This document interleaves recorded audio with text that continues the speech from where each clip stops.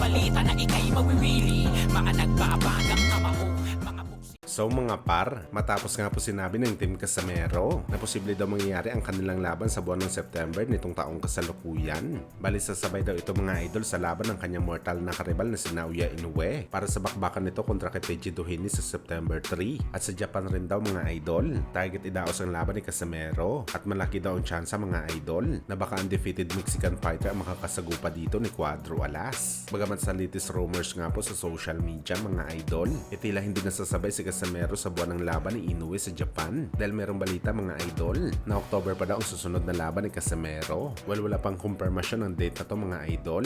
Bagamat sakaling totoo ito mga idol, maghihintay pa tayo ng 2 buwan bago makita natin muli ang paglaban ni Cuadro Alas sa ibabaw ng lona. October 12 pa nga po mga idol ang huling tungtong ni Casamero sa ring kalaban si Yukinori Oguni na sa Japan din ginanap ang laban at sa hindi inaasahan na pangyayari mga idol nauwi pa sa draw ang laban. Kaya abangan na lang natin muna mga idol ang update sa laban ni Cuadro Alas. Malamang sa mga susunod na linggo, i-announce na ng Treasure Boxing Promotion ang laban ni Cuadro Alas.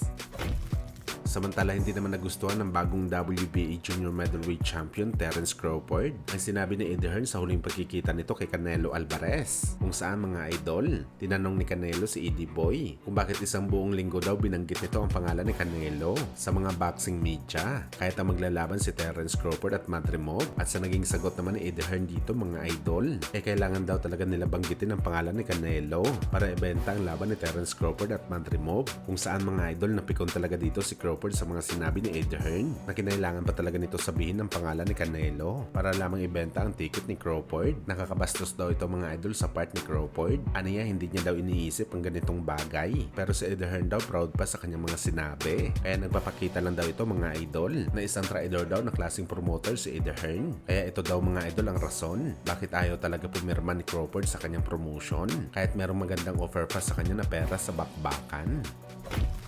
Sa kabilang banda naman mga idol, ESPN nilabas na ang bagong updated rankings ng top 10 best fighters sa buong mundo sa nakalipas na 2 dekada. Kung saan mga idol, kagaya sa ina-expect natin, nangunguna talaga ang dalawa sa pinakasikat na legend sa boxing sports na sina Floyd Mayweather Jr. at ang ating pambansang kamao Manny Pacquiao. Number 1 dito mga idol si Calvo at number 2 naman si Boss Manny sa rankings. Bagamat sa 100% na nag-comment sa rankings na to mga idol, halos 70% ayaw pumabor na si Floyd ang number 1 at si Pacman dapat ang numero 1 at ang 30% naman dito mga idol nagsasabi na tama lang daw ang rankings na to dahil tinalo naman ni Calvo si Boss Manny sa kanilang laban noong 2015. Kaya marami pa rin talaga mga idol ang naniniwala na dapat best fighter pa rin talaga si Pacquiao sa lahat. Well, kung totoosin mga idol, merong punto talaga na maging best fighter talaga si Pacman dahil kung ikukumpara mo sa lahat ang na-achieve ni Pacman at na-break na records nito sa bakbakan, ibang level talaga mga idol.